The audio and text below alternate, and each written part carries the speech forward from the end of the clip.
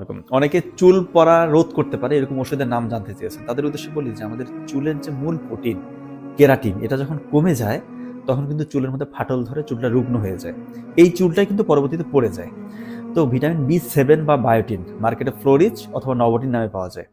এই ওষুধ 1000 mcg microgram দিনে 2 বার খাবেন, সকালে এবং সন্ধ্যায়। সাথে যদি ভিটামিন বি কমপ্লেক্স যেমন বিকোজিন নামের পাওয়া যায়, এটা যদি আপনি কম্বিনেশন করে খান 6 মাসের মতো খাবেন সকাল সন্ধ্যা, দেখবেন একটা হাইয়েস্ট একটা রেজাল্ট পাবেন। চুলের যে প্রোটিন কেরাটিন এটা নতুন করে সিনথেসিস বা তৈরি করতে সক্ষম এবং চুল গজানোর যে প্রথম ধাপ অ্যানাফেজ ধাপ এটাকে অ্যাক্টিভ করে। তার মানে দেখেন আপনার চুল নতুন করে গজাচ্ছে এবং যে চুলগুলো রুগ্ন এটাকে পুষ্টি দিচ্ছে, প্রোটিন দিচ্ছে, ওই চুলগুলো সতেজ হয়ে যাচ্ছে। চমৎকার রেজাল্ট ইনশাল্লাহ। আরেকটা ওষুধ আছে, এটা আসলে খুব ভালো ওষুধ, মিনোক্সিডিল, কিন্তু দুঃখের বিষয় এটা বাংলাদেশে ওরাল ফর্মে মানে ট্যাবলেট আকারে পাওয়াই যায় না।